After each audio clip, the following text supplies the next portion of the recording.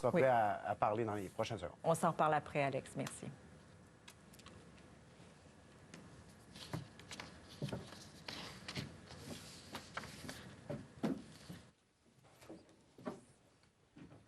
Alors, bienvenue à tous. Bienvenue à la salle Evelyne Dumas du Parlement pour le point sur la situation du coronavirus au Québec avec le premier ministre du Québec, François Legault.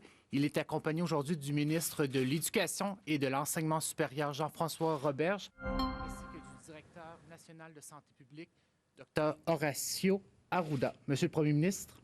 Merci. Merci, Marco. Bonjour, tout le monde. Écoutez, comme on l'a dit hier, on a, depuis hier, accéléré le nombre de tests. Donc, c'est normal que le nombre de cas augmente. Même la plus grosse augmentation, on s'attend à ce que ça arrive demain, parce que les résultats de tests vont arriver demain. Le bilan de la dernière journée, 219 cas de personnes infectées, donc une augmentation de 38. 24 personnes hospitalisées, une augmentation de 5. 13 personnes aux soins intensifs, une augmentation de 3. Bonne nouvelle, aucun nouveau décès. Même hier, dans les 5 décès qu'on mentionnait, il y a une personne qui avait été testée pour le coronavirus. Donc, on avait pris pour acquis que c'était quelqu'un qui était mort du coronavirus. Finalement, son test nous est arrivé négatif. Donc, on est à 4 décès. Les 4 décès sont dans la même résidence de personnes âgées. Donc, je pense que c'est important d'être transparent de ce côté-là.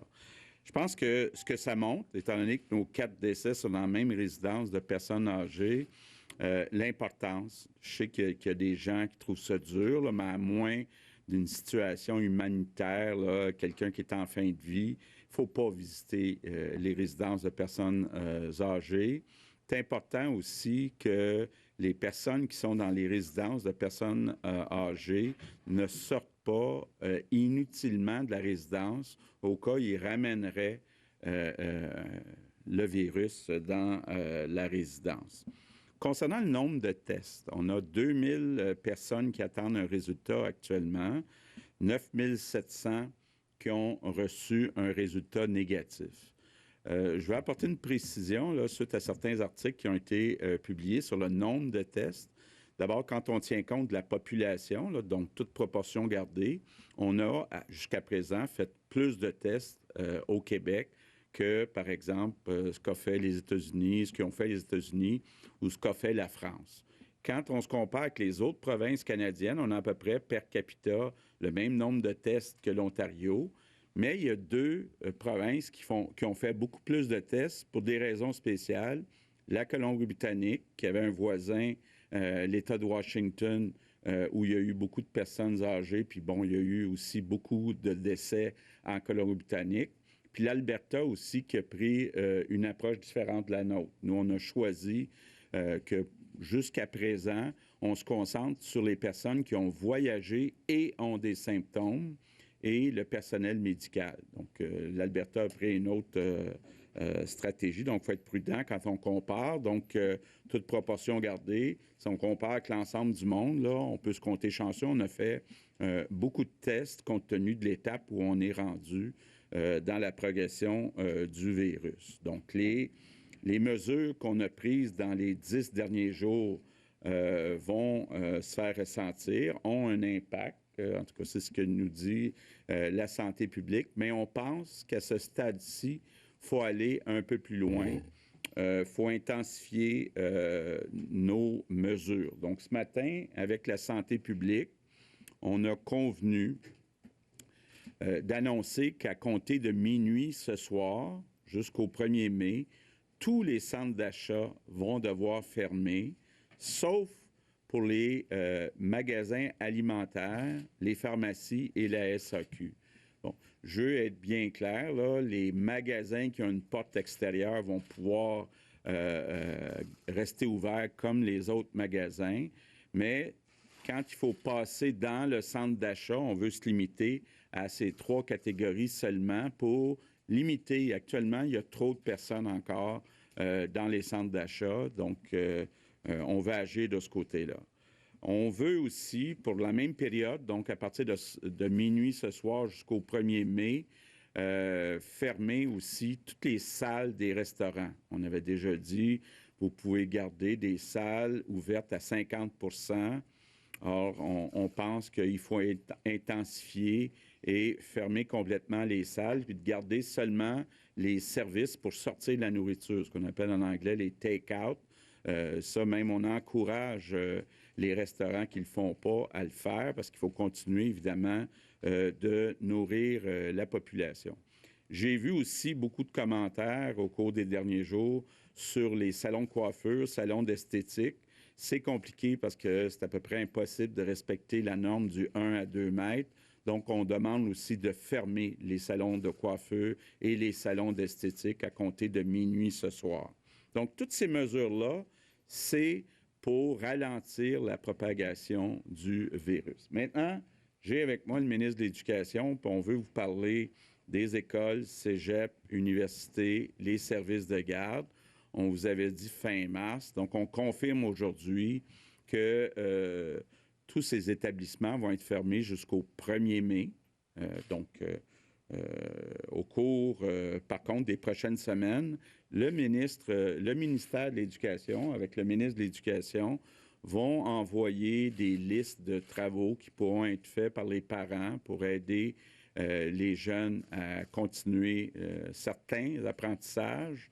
Et Jean-François travaille aussi avec Télé-Québec pour mettre en place des capsules pour les enfants. Mais je veux rassurer tout le monde, là, peu importe le scénario, on pense que la grande majorité des enfants vont pouvoir passer au prochain niveau et on n'aura pas cette année d'examen du ministère. Donc ça, c'est déjà décidé. Pour ce qui est des cégeps, les universités, il y a déjà des établissements qui offrent des cours en ligne. On va s'assurer, le ministre de l'Éducation va s'assurer que ça soit le cas pour tous les cégeps et les universités pour que les étudiants puissent compléter leur année scolaire, là, qui finissait soit au mois d'avril, soit au mois de mai, que ça soit fait. Maintenant, les services de garde, on garde exactement la situation actuelle jusqu'au 1er mai, c'est-à-dire tous fermés, sauf pour les services offerts aux parents du personnel de la santé. Puis j'en profite d'ailleurs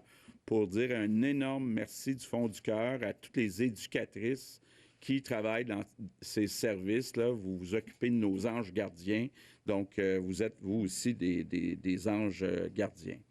Maintenant, une demande pour tout le personnel, j'inclus le personnel de l'éducation, des services de garde qui ne travaillent pas actuellement. Je vous demande d'aller aider les organismes communautaires. Je le disais hier, beaucoup d'organismes communautaires comptaient sur des bénévoles de 70 ans et plus à qui on a demandé de rester à la maison. Donc, c'est possible pour vous d'aller aider ces organismes. Aider aussi de façon générale, là, puis ça, c'est un message qui est fait à tout le monde, les personnes de 70 ans et plus. Il y a des épiceries, malheureusement, là, qui ont des délais d'attente d'une semaine pour la livraison de la nourriture. Donc, s'il vous plaît, allez aider vos voisins, votre famille. C'est important que les personnes de 70 ans et plus puissent recevoir, évidemment, la nourriture. On fait toujours attention. On reste à 2 mètres de la personne âgée, mais c'est possible de le faire de façon tout à fait sécuritaire. Un message aussi pour les personnes qui ont des symptômes puis qui ont besoin d'aller se faire soigner. S'il vous plaît, dites la vérité. Là, on a eu des cas où des personnes ont caché la vérité parce qu'ils avaient peur de ne pas être soignés. Là, vous allez de toute façon être soignés. Vous allez éviter qu'on puisse transmettre le virus au personnel de la santé, ce qui est la dernière chose qu'on veut. Donc, ne pas mettre la vie en danger. Dites la vérité au personnel de la santé. C'est grave, là, il faut le dire. Un mot aussi sur les équipements critiques. Beaucoup de choses qui se disent un peu partout dans le monde sur les masques, les ventilateurs, le matériel pour faire des tests. On est correct pour les quelques semaines qui viennent. Évidemment, en toute transparence, là, pour la suite, on compte sur des commandes. Puis on ne prend pas de chance. On a demandé déjà à une quinzaine d'entreprises québécoises de travailler au cas où à fabriquer certains de ces équipements. Puis on travaille très fort avec le gouvernement fédéral.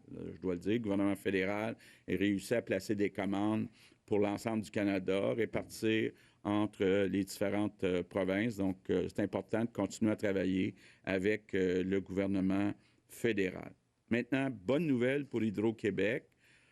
Hydro-Québec, pour donner un répit aux Québécois qui ont des difficultés financières, ne va pas avoir de pénalité pour les factures qui sont payées en retard jusqu'à nouvel ordre. Donc, je pense que ça, c'est une bonne nouvelle pour tout le monde.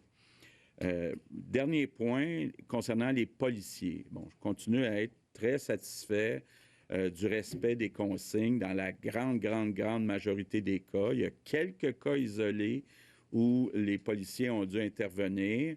Ce qu'on a demandé aussi aux policiers, c'est de faire une espèce de veille, puis d'informer les gens qui ne seraient pas encore informés des consignes. Encore là, on ne veut pas aller avec la répression. Là, moi, je continue de compter sur la collaboration de tous les Québécois. Donc, je termine en répétant ce que je dis à peu près à chaque jour. Chaque geste qu'on pose actuellement pour réduire le nombre de contacts physiques va permettre de limiter la contagion et va sauver des vies. Et plus vite, tout le monde, en tout cas, c'est ce qu'on souhaite, plus vite, 100% des Québécois suivront les consignes, plus on sauvera des vies. Donc, parlez à vos voisins, vos amis, tous ceux que vous voyez qui ne respectent pas les consignes. C'est important de les respecter. Puis là-dessus, bien, comme je vous disais hier, je suis fier et je veux vous dire merci pour votre collaboration. Grâce à cette collaboration, on va réussir ensemble. Merci. Merci. Alors, nous allons amorcer la période des questions avec Louis Lacroix de Cogeco Nouvelles. Bonjour, messieurs. Monsieur Legault, hier, vous avez fait une petite cachette.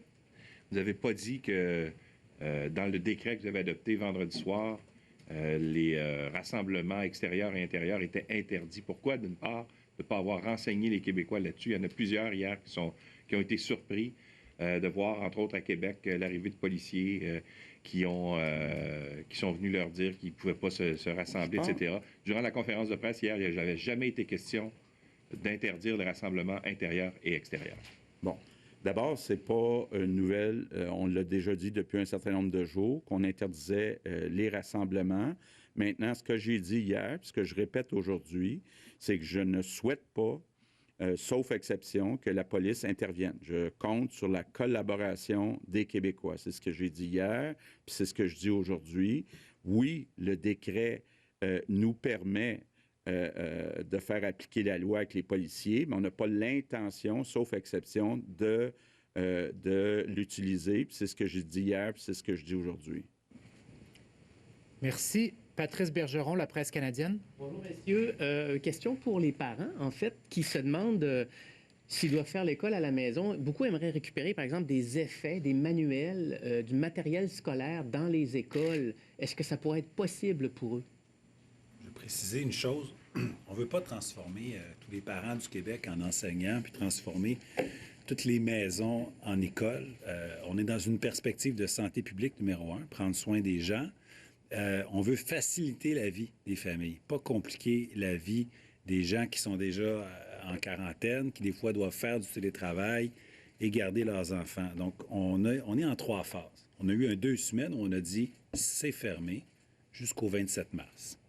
À partir du 30 mars, le gouvernement du Québec, mon ministère, mettra en ligne un site avec plein d'activités de stimulation, d'apprentissage qui vont être optionnelles, non obligatoires, mais enrichissantes, stimulantes, intéressantes. Ça va être facilement accessible. À compter du 6 avril, de la semaine du 6 avril, il y aura d'acheminer à toutes les familles, à tous les élèves, une liste d'activités hebdomadaires.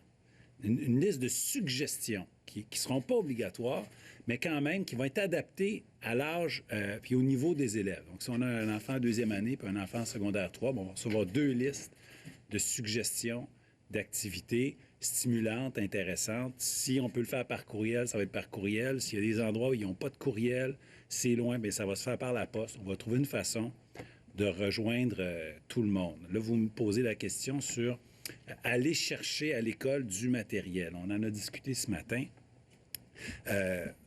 On pourra le permettre éventuellement à partir de la semaine prochaine, mais c'est quelque chose qui va être coordonné avec beaucoup de prudence. Pour éviter les rassemblements, ça pourra être monitoré par le centre de service et la direction de l'école, sur invitation, peu d'élèves de parents à la fois, puis on va prioriser d'abord les enfants qui ont des difficultés scolaires pour qui c'est plus critique d'avoir le matériel, le livre ou la tablette, l'ordinateur. Mais ça, c'est quelque chose qu'on va bâtir, qu'on va réfléchir évidemment en respectant les consignes de la sécurité publique dans les prochains jours. Donc, je vous le dis, là, rendez-vous pas à l'école demain, rendez-vous pas personne à l'école pour aller chercher les choses, à moins qu'on ne vous y invite. Merci. André Martin, TVA Nouvelles. Oui, bonjour à vous trois. Ma question concerne le plan de contingence des soins critiques COVID-19. Le plan comporte 4 niveaux. Nos informations nous indiquent qu'on en est 4 niveaux d'alerte. Et nos informations nous indiquent que nous en sommes au niveau 2. Qu'est-ce qui se passe au niveau 3 et au niveau 4? Qu'est-ce qui est prévu pour le gouvernement? Dans le fond, il y a une augmentation de l'intensité des activités, puis d'autres activités de délestage supplémentaires qui se font. Il faut comprendre que nous, on est en anticipation. Là. Même si actuellement, on aurait une capacité de traiter les patients comme tels, si ça se met à aller rapidement, on a déjà libéré énormément de lits. Okay? Dans le fond, même, je vais vous dire, par rapport à des plans antérieurs, on est beaucoup plus en anticipation parce qu'on sait que quand ça s'installe, ça va très, très vite. Fait que dans le fond, là, en principe général, là, c'est qu'il y a des phases, il y a différentes phases, il y a même une phase de réhabilitation, etc. Mais ce qu'on fait, c'est qu'on prend les mesures, on analyse la situation au jour le jour, puis on essaye d'être dans la phase ultérieure en préparation. C'est comme actuellement, on a déjà libéré une capacité de lit alors qu'on aurait pu attendre. Habituellement, là, antérieurement, on attendait d'avoir des signes que la surcharge s'en venait. Là, on a libéré tout de suite, ce qui permet de réorganiser le type de soins. Et aussi, si vous me permettez, on va aussi planifier, là, pour le pire des scénarios, s'il faudrait augmenter des lits, reprendre des ailes d'hôpitaux, à la limite construire, utiliser des hôtels comme hôpital là, pour les patients qui auraient besoin de soins, mais moins intensifs. On pourrait transformer des chambres habituelles en des chambres de soins intensifs parce qu'on ajoute des respirateurs. C'est ça qui est l'ajout supplémentaire. Même si on n'a pas c'est pas des soins habituellement, on peut transformer une chambre ordinaire. Ce que les gens ont besoin dans ces situations-là, c'est de l'oxygène puis un respirateur. Donc, c'est pas le même mécanique hémodynamique et autres. Donc, c'est un peu ça la pensée. Puis je voudrais, si vous me permettez, passer un message. C'est très clair, le premier ministre, et on vous dit qu'il faut éviter les contacts physiques entre les personnes, il faut s'éloigner. Puis si on arrête, là, si on ferme les centres d'achat ou des restaurants, par exemple, où il y avait encore des personnes, puis que les personnes âgées se rejoignaient là pour prendre un café, puis etc., là, de différentes familles, il ne faut pas que maintenant ça se déplace dans la maison de un pour que les gens soient en contact. Il faut faire attention au transfert. Pour moi, là, un rassemblement, quand vous êtes dans votre propre famille, quand vous vivez tout le monde à la même adresse depuis longtemps, vous êtes ensemble. Mais dès que vous introduisez quelqu'un d'extérieur, puis ça arrive, ça, là, il ne faut pas déplacer le problème à un endroit pour l'envoyer à l'autre. Le meilleur message, c'est rester chez vous, sortez pour prendre l'air, sortez pour aller chercher vos besoins, là, pour être capable de continuer. Mais ce n'est pas le temps de se donner des rendez-vous, tout le monde ensemble. Je veux le dire parce que très souvent, les gens disent « Ah, on ne peut plus se voir au centre d'achat, on va aller se voir à la maison. » Il ne faut pas faire ça. Pas actuellement. Merci. Sébastien Bovet, Radio-Canada. Bonjour, messieurs. Juste une précision, il y a toujours une seule personne qui a guéri de la maladie au Québec? D'après ce qu'on applique, je pense qu'il y en a plus que ça, si vous me permettez, mais d'après le critère strict d'avoir 2 tests négatifs, à ma connaissance, c'est oui. C'est à cause, probablement ils sont guéris, mais c'est à cause des 2 tests. Mais très rapidement, il est fort probable qu'après un certain temps, puis que la personne va beaucoup mieux, on ne fera pas 2 tests pour être capable. Il faut garder les tests pour les bonnes choses. La presse. C'était juste une précision. Tommy Chouinard, La Presse. Bonjour. Bon, au sujet des écoles. Doit-on comprendre, là, c'est une liste de travaux, donc optionnels, et les examens du ministère sont annulés. Donc, on comprend qu'au fond, tout le monde va diplômer. Là, en secondaire 5, les gens vont recevoir, les élèves de secondaire 5 ont un diplôme à la fin d'études secondaires. Est-ce que c'est ça qu'on comprend? Tout le monde passe à l'autre niveau, assurément, l'année prochaine? D'abord, il est possible qu'on ouvre les écoles à partir du 4 mai. C'est pas exclu. On annonce qu'on ferme jusqu'au 1er mai. Éventuellement, au mois d'avril, on décidera si on peut rouvrir nos écoles ou pas. Mais advenant le cas où on n'ouvrira pas nos écoles à partir du 4 mai, on va demander aux enseignants de tenir compte des évaluations précédentes. Il y a déjà 2/3 de l'année qui est faite, plus de 65 à 70 des jours de classe prévus au calendrier sont déjà faits. Il y a déjà suffisamment d'évaluations. 2 bulletins ont été acheminés aux parents. Donc là, les enseignants prendront la décision. Mais on peut imaginer qu'un élève qui a été en grande difficulté toute l'année ne sera pas automatiquement promu par magie à l'année suivante. Charles Cavalier, le Journal de Montréal. Bonjour. Le journal s'est entretenu avec beaucoup de personnes qui ont été testées pour la COVID-19, mais qui attendent leurs résultats depuis bientôt une semaine. Alors, comment est-ce qu'on peut expliquer ces délais? Puis qu'est-ce que vous dites aux gens qui attendent chez eux en quarantaine dans l'anxiété d'avoir leurs résultats?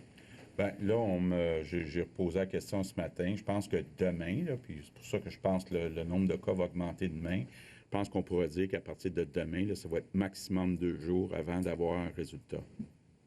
Donc, vous dites aux gens qui attendent la Il y en a certains cas, là, ça dépend des régions, là, mais il y a certaines régions où peut-être qu'il y a des gens qui attendent depuis plus de 2 jours, là, mais à partir de demain, ça devrait être 2 jours.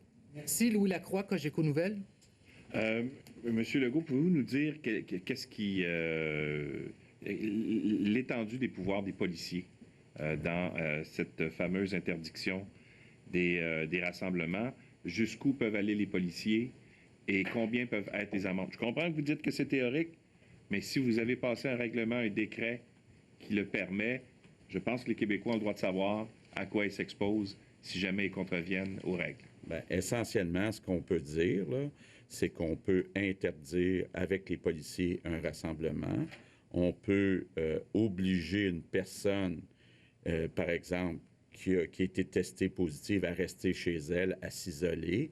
Donc, les règles qui ont été fixées par le docteur Arruda depuis une semaine, bien, ce sont des règles qui, si nécessaire, peuvent être forcées d'application par les policiers, mais on n'est pas rendu là, puis je souhaite pas qu'on en soit là, sauf pour des cas d'exception.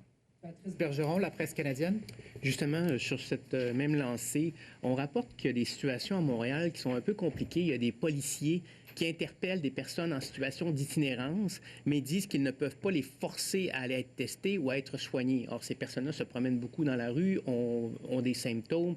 Qu'est-ce qu'il faut faire? Les policiers demandent clairement des consignes dans ce cas-là. Bien, ils vont recevoir des consignes. Il faut aussi comprendre, si vous me permettez, puis ça va changer avec le temps, là, on n'a pas de transmission beaucoup interhumaine. Quelqu'un qui présenterait des symptômes compatibles avec le coronavirus au moment où on aurait une circulation intense, puis là, on va faire appel au jugement des gens aussi, là, parce que c'est des pouvoirs qu'on se donne, mais qu'on ne veut pas nécessairement appliquer d'emblée.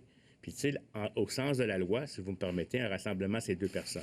On n'ira jamais arrêter 2 personnes parce qu'on considère ça comme étant un rassemblement. Il y a un jugement à porter sur la situation. Donc, si un itinérant, à mon avis, a des symptômes, puis on considère qu'il pourrait être une source à un moment où il y a une épidémiologie intense, on pourrait l'apporter à l'urgence pour sa santé à lui, puis pour la santé des autres. Une précision là-dessus, clairement. Monsieur le Premier ministre, pourquoi avoir pris la décision vendredi, mais l'avoir annoncé seulement hier soir pour le décret pour interdire les rassemblements? Non, le décret a été adopté vendredi soir. Bon, évidemment, c'était après la rencontre journalière avec les journalistes. Donc, à la première occasion, je l'ai annoncé. Donc, je fais un point de presse par jour à 1 heure. Donc, samedi, hier, à 13 heures, j'ai annoncé le décret qui est adopté la veille au soir. André Martin, TVA Nouvelles. Ben oui. André Martin, avez-vous une question? Oui, j'aimerais avoir des précisions. Il y a plusieurs personnes qui se posent des questions sur jusqu'où vous pourriez élargir les tests de dépistage? Par exemple, les proches des gens qui travaillent dans le réseau de la santé, les conjoints, des conjointes, des infirmiers, des infirmières. Il y a des gens qui nous appellent, qui sont inquiets et qui veulent passer les tests et pour qui il y a un grand délai. On parle parfois d'un délai d'1 semaine alors qu'on présente des symptômes. On a des témoignages précis là-dessus. Est-ce que vous envisagez élargir la possibilité? C'est clair qu'on prévoit l'élargir. Puis si vous me permettez, là, il faut aussi comprendre une chose, il y a des gens qui n'ont pas de symptômes ou qui veulent se faire tester aussi. Je veux juste le clarifier. Quand vous n'avez pas de symptômes, si on vous teste puis vous êtes négatif, c'est une fausse sécurité. Ça prend des symptômes pour avoir une détection. Maintenant, on y va par ce qu'on appelle où est le risque le plus important. Puis je peux comprendre, là, si par exemple, on va élargir. Là, actuellement, un travailleur de la santé qui a des symptômes, même s'il n'a pas voyagé, il va être fait. À mesure qu'on va évoluer dans l'éclosion ou l'épidémie au Québec, les critères vont changer pour que le test soit fait là où il y a le plus d'impact. Il y a eu des backlogs au début. Je peux juste vous donner un exemple. Il y a eu des personnes qui ont été testées, mais qui ne répondaient pas du tout aux critères, pour toutes sortes de raisons. Le médecin l'avait fait, etc. Ces tests-là, ils ont été placés en arrière de la liste. Ils ne sont pas à haute priorité. Parce qu'il faut faire les tests, premièrement, il faut comprendre qu'à chaque fois qu'il y a un cas, puis qu'il y a un cas dans la famille, ou les gens qui sont en contact étroit, au travail, dans la famille, les enquêtes, là, si on a des symptômes, on les met en isolation, ces personnes-là, OK, pendant 14 jours, par rapport au dernier contact. S'ils développent des symptômes, ils sont testés tout de suite. Fait que je ne sais pas si vous comprenez. On va là où mais là, vous me dites, il y a des gens qui sont des travailleurs de la santé, qui n'ont pas été en contact avec personne, etc., puis qui ont des symptômes. Conjoints. Oui, mais c'est des catégories qu'on est en train de regarder pour les mettre en place. Oui, je voulais m'assurer d'être précise. On va les mettre en place, OK? Ouais. On va les mettre en place, ces éléments-là. On ne veut pas qu'on infecte un travailleur de la santé, etc. Ça va se faire, ça va s'élargir. Sébastien Bovet, Radio-Canada. Parlant d'élargir, est-ce que vous pourriez élargir l'accès aux centres de la petite enfance ou aux garderies pour d'autres travailleurs qui sont essentiels dans la chaîne d'approvisionnement actuellement, c'est-à-dire des gens qui travaillent en épicerie, des camionneurs, qui, eux, doivent continuer à travailler, pas le choix d'être à la maison, là, doivent continuer à travailler. Est-ce qu'ils pourraient avoir accès aux services de garde? On pourrait le faire. On s'est posé la question, mais pour l'instant, on n'a pas l'intention de le faire. Pourquoi? Parce qu'on pense que c'est important aussi que les personnes qui ont des enfants puissent continuer de travailler. Et on veut vraiment réserver ce service-là, pour l'instant, au personnel de la santé. Tommy Chouinard, La Presse. Bonjour, je reviens sur les tests. Et je reviens d'ailleurs sur un élément que j'ai abordé hier. Combien de Québécois, on dit qu'il y a des milliers de Québécois qui se font dire, avec la ligne, là, en appelant, vous devez passer un test, vous devez en passer un. Ces personnes-là souhaitent avoir un test, mais attendent depuis des jours pour subir le test. On dit qu'il y a des milliers de Québécois comme ça qui n'ont pas accès alors qu'on leur dit que vous devez subir le test. C'est quoi l'état de situation et pourquoi on tolère ça? Bien, je peux commencer, puis je vais laisser le docteur Arruda poursuivre. J'ai posé la question ce matin. On me dit que c'est vraiment des exceptions. Les gens qui ont des symptômes et qui ont voyagé actuellement, il ne devrait pas y avoir de délai d'attente. On a plus de capacité que le nombre qui est demandé dans cette catégorie-là. Donc, ce sont des exceptions, là, à mon avis. Écoutez, moi, l'information que j'ai, puis là, il faut faire attention à ce que les gens, je ne sais pas ce qui est dit, je n'ai pas fait la vérification de chacun des cas, puis de l'appel.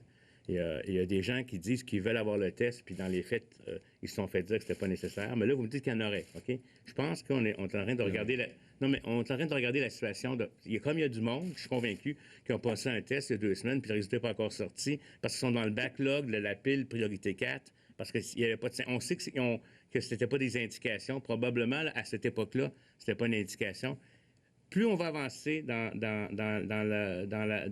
la contamination au Québec, qu'on veut retarder par les gens qui restent chez eux, plus les critères vont s'élargir. Il y a un équilibre entre faire des tests sur des gens que ce n'est pas indiqué. Je ne sais pas si vous comprenez. On sait là, que dans cette population-là, il y en a presque pas. On va perdre des tests, surtout quand on est en capacité moindre. Là, on a augmenté la capacité de façon maximale.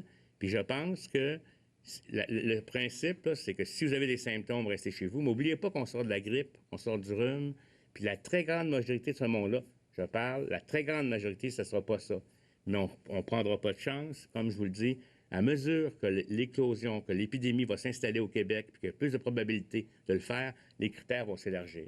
Actuellement, on le fait aussi. Même les gens qui sont hospitalisés dans les hôpitaux là, pour des syndromes respiratoires, même s'ils n'ont pas voyagé, puis etc., on va les tester pour savoir si eux, ils l'ont attrapé ici en termes de communauté. Fait que je comprends très bien votre question. C'est monitoré. C'est pas moi qui la monitore directement. C'est une autre équipe là, qui s'occupe des tests, etc. Mais on apporte des ajustements. Puis je peux vous dire qu'on a une liste qui s'en vient, là, puis on l'évalue, puis même des fois, des priorités 4 deviennent des priorités 1, puis ça se peut très bien que les gens qui reviennent de voyage, on ne les testera plus. On va considérer que quelqu'un qui revient de voyage qui a des symptômes, c'est du coronavirus. Charles Cavalier, le Journal de Québec. Bonjour, M. Legault. Sur votre aspect, il semble avoir un décalage entre votre discours. On ne veut pas faire intervenir les policiers et la réalité. Dans la nuit d'hier, il y a eu 10 interventions du SPVQ dans des maisons. Ce matin, il y a eu une intervention du SPVQ à l'escalier du Cap-Blanc pour disperser les coureurs. Donc, on comprend là, que si quelqu'un appelle parce que son voisin a un party de famille, la police va aller faire une intervention. C'est ça qui se passe. Yeah. La police est là pour faire une veille puis pour informer la population. C'est des rares cas où ils utilisent la force pour arriver. C'est ce qu'on a connu avec les policiers. On en a parlé ce matin avec Geneviève Guilbeault. Geneviève en parle avec les différents corps de police. Pour l'instant, il faut que ça reste des exceptions. On compte sur la bonne foi des gens. Je répète, le décret est adopté vendredi soir, puis on l'a annoncé samedi, donc, et ici dans le point de presse et dans un communiqué. Merci. Alors, on va faire une troisième ronde. Louis Lacroix, Cogeco Nouvelles. Monsieur Arruda, il y a des centaines de Québécois qui vont revenir sur des vols au cours des prochains jours, prochaines heures. Là. Le fédéral a annoncé qu'ils avaient organisé des... Quelles vont être les mesures spécifiques prises pour ces gens-là qui reviennent de pays où il y a des éclosions importantes de coronavirus? Est-ce qu'il va y avoir des tests particuliers qui vont être faits, un suivi particulier qui va être fait sur ces gens-là pour s'assurer d'une part qu'ils s'isolent et qu'ils le fassent bel et bien, qu'ils n'aillent pas faire l'épicerie avant, s'en aller à la maison, etc. Là? Et est-ce qu'il va y avoir des tests pour ces gens-là? Mais les tests vont se développer seulement s'ils ont des symptômes. Je vous le dis tout de suite, là, ça ne sert à rien de ne pas tester. S'ils ont des symptômes, puis ils reviennent de l'extérieur, ils font partie de la catégorie 1 qu'il faut faire. Fait que ça, ils vont avoir des tests. Maintenant, ça va être un isolement volontaire reforcé, là, je vous dirais très forcé, par rapport au fait... Parce que vous comprenez que nos équipes de santé publique, là, quand ils mettent de l'énergie là-dessus, ils ne mettront pas dans l'investigation des cas et des contacts. Parce que quand on a introduit le virus dans une famille ou dans une résidence, etc., il faut qu'on s'occupe de tous ceux qui ont été autour, les contacts, etc. Il faut mettre l'énergie là, pas nécessairement d'aller appeler tous les jours les gens qui reviennent de voyage. Mais les gens qui vont revenir de voyage vont avoir des consignes claires. Isolement volontaire pendant 14 jours. Puis là, vous allez dire comment ça fait. Les gens vont leur faire attention, puis leur famille aussi pourrait les renforcer. On n'est pas rendu à un stade de délation, là. C'est pas ça qu'on veut, mais on veut faire prendre une prise de conscience importante. On va leur recommander de prendre leur température tous les jours, au moindre symptôme de pas aller se promener, mais d'appeler à la bonne place pour avoir le test. Donc, c'est ça.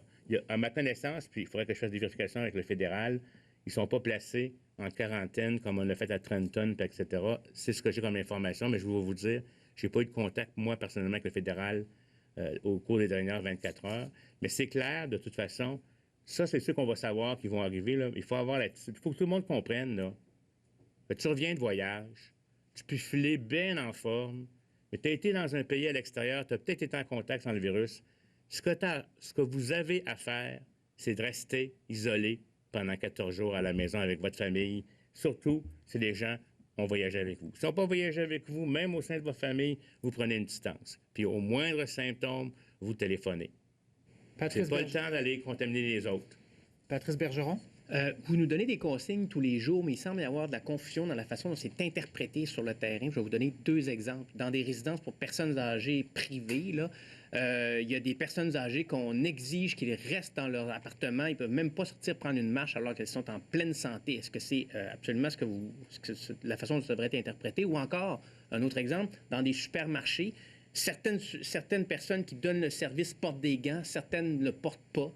Ne savent pas trop comment faire pour interagir avec les clients. Est-ce qu'on peut clarifier des règles comme ça? Je pense qu'il y a des instruments qui sont produits, là, puis c'est sûr que quand on arrive avec une série de mesures comme ça, vous savez, là, j'ai jamais vu ça au Québec, qu'on donne des points de presse à tous les jours, puis que les mesures vont en augmentant, etc. C'est normal qu'il y ait une certaine partie de la population, même dans notre propre réseau de la santé, qui se pose des questions. On reçoit ça, on essaie de répondre avec des questions précises. Les gants. Bon, les gants, là, vous allez voir, même quand c'est normal pour servir l'alimentation, il y en a qui vont porter des gants, d'autres qui n'en portent pas. Mais je veux dire, c'est pas là que l'enjeu, c'en est un, là. Surtout les gants, il faut se laver les mains, etc. Mais l'enjeu, là, c'est toujours les grands principes de distanciation sociale au maximum, d'hygiène de mains, etc. Pour ce qui est des résidences pour personnes âgées, actuellement, les décès qu'on observe au Québec sont surtout chez des personnes âgées qui vivent dans des résidences pour personnes âgées. Puis c'est pas les CHSLD où les patients sont au lit puis sortent pas dans les faits. On a fermé les visites qui rentrent de l'extérieur pour pas venir les contaminer, là. C'est dans les résidences où les personnes âgées, puis ils peuvent sortir, aller prendre une marche dehors. Mais s'ils s'en vont à une fête familiale avec d'autres gens, ou s'ils s'en vont se rassembler avec d'autres personnes âgées dans un lieu, s'il y en a un qui est malade là-dedans, puis qui revient dans sa maison, c'est une bombe. Comprenez-vous? Donc, il faut juger la question. Tu sais, dans les résidences pour personnes âgées, par exemple, c'est une cafétéria, on va essayer de s'organiser pour qu'il y ait moins de rassemblements. Parce que qui vous dit pas que quelqu'un n'a pas vu son enfant qui est venu, qui revient de voyage, puis qui n'a pas été contaminé? Fait que c'est ça les principes. Puis je vais vous dire, c'est aussi vrai chez vous. Si vous êtes une personne âgée, c'est pas le temps de recevoir de la visite. C'est plate, là. Mais vous pouvez parler à vos gens, à votre famille, ils peuvent venir avec une certaine distance, mais c'est pas le temps. Même si c'est votre fête, vous avez 80 ans, puis ça fait des années que vous l'attendez, c'est pas le temps de faire votre fête actuellement en invitant des voisines, etc. C'est ça le principe. Merci. OK. Rapidement, André Martin. Bien, je ferais peut-être encore un petit peu de chemin là-dessus, M. Arruda, parce que, de toute évidence, l'anxiété ou en tout cas le stress et les questionnements augmentent dans les résidences pour personnes âgées. On sent que parfois que c'est 2 poids, 2 mesures. Est-ce que vous pourriez éventuellement demander à ce qu'il y ait des agents de sécurité? Parce que là, vous fermez les centres commerciaux, là, mais pour vrai, dans certains centres pour personnes âgées, là, on joue encore à pétanque intérieure, on joue aux poches et on se dit que c'est pas grave. Alors, ça crée des frustrations et des craintes pour ceux qui respectent ce que vous demandez aux gens. Allez-vous hausser d'un cran? Pourriez-vous demander de la sécurité partout? Bien, on pourrait, mais la sécurité, ça dépend de ce qu'on va en faire, mais on va être sûr qu'on informe adéquatement les différents milieux des consignes, OK? Parce que là, c'est sûr que les oreilles de certains étaient comme plus fermées. Là, comme il commence à y avoir des morts dans les centres, les gens réalisent que ça peut être un problème. Vous avez raison. Je pense qu'il y a une direction, Mme Blais et la sous-ministre adjointe de cette direction-là va être en mesure d'évaluer la situation puis de donner des consignes. Il y a encore des comportements qui sont à corriger. On va s'assurer pour le faire comme tel, donner ces consignes-là adéquatement aux personnes âgées. Et aussi, l'autre élément que je tiens à vous dire, quand on installe ce genre de mesures, il y a des effets psychologiques, il y a des effets sociaux qui sont majeurs. Donc, on va demander aussi à nos équipes d'intervention psychosociale de supporter les gens pour qu'ils comprennent. Parce que, vous savez, quand vous êtes vieux, vous êtes seul, vous êtes enfermé quelque part, vous ne comprenez pas, il y a peut-être un cas de coronavirus dans l'autre chambre à côté, vous avez peur, là. Il faut falloir aussi qu'on prenne soin des gens en lien avec leur santé physique, pas qu'ils attrapent la maladie, c'est une priorité, mais aussi en lien avec leur santé mentale. Et les équipes psychosociales vont développer des instrumentations sans nécessairement rentrer dans la bâtisse, mais pour être capable de rassurer les gens. Et je demande aux familles aussi de collaborer, parce que c'est pas une chose qui est facile. Ma mère est décédée, mes 2 parents sont décédés, mais je peux comprendre très bien que j'aurais été mal à l'aise. Mais c'est une question de vie ou de mort. Merci, Sébastien Bovet. Peut-être juste, je veux ajouter mon poids à ce que le docteur Arruda vient de dire sur les résidences de personnes âgées. Là. Puis je ne parle pas seulement des CHSLD. C'est pas idéal du tout qu'il y en ait qui continuent à jouer de façon là, à moins d'1 ou 2 mètres de d'autres personnes. Je comprends aussi que certaines résidences sont inquiètes puis veulent, dans certains cas, même pas laisser les personnes aller prendre une marche seule parce qu'ils se disent, tout à coup, ils rencontrent quelqu'un, ils attrapent le virus, puis là, ils amènent ça dans la résidence. Ça serait comme une bombe. Donc, moi, je peux comprendre qu'il y en a qui vont plus loin que nos consignes. Est-ce que nous, même, on voudra, dans les prochains jours, encore être plus dur sur certaines consignes? Peut-être. Mais j'invite, entre autres, toutes les résidences de personnes âgées à respecter la règle du 1 ou 2 mètres, que ça soit à l'intérieur ou que ça soit à l'extérieur. Puis là, la question se pose, effectivement, on est en train de se la poser.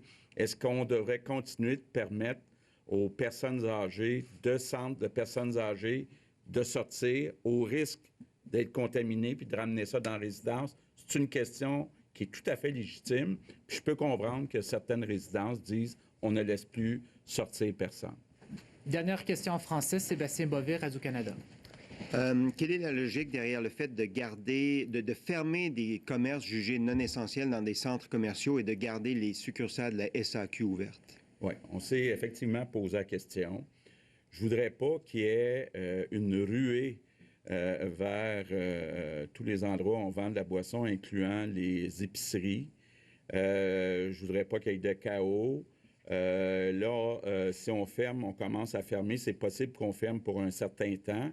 Donc, on a évalué, encore une fois, la balance des inconvénients, puis on pense que c'est préférable de laisser les SAQ ouvertes. Essentiel? Non, c'est pas ce que je dis.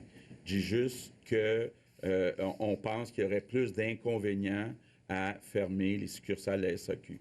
Merci. Alors, les questions en anglais maintenant avec Julia Page. Peut-être, maybe, because I just... Parce que j'ai oublié de dire quelques mots en anglais, alors je vais faire ça tout de suite.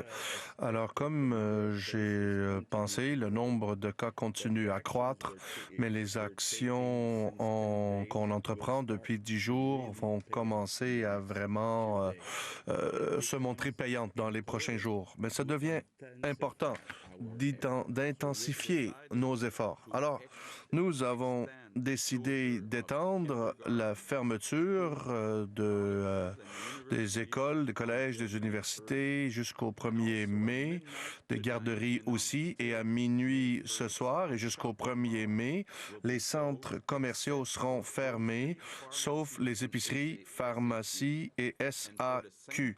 Et pour la même période, les salles à manger dans les restaurants, les coiffeurs, les salons de beauté seront aussi fermés. Et je vais demander à tout le monde, encore une fois, de respecter les instructions de la santé publique et aider nos aînés à demeurer à la maison. Je veux aussi remercier Shea Weber et Mme Takahashi qui ont envoyé des messages à notre communauté anglophone depuis hier. Alors, nous devons tous faire notre part. Nous sommes tous ensemble. Première question, Julia Page, CBC News. Alors voilà pour le point de presse du premier ministre François Legault et du directeur national de la santé publique Horacio Arruda, et exceptionnellement du ministre de l'Éducation et de l'Enseignement supérieur Jean-François Roberge, qui a annoncé notamment, Alex, en fait, on est passé à une autre étape là, dans la gradation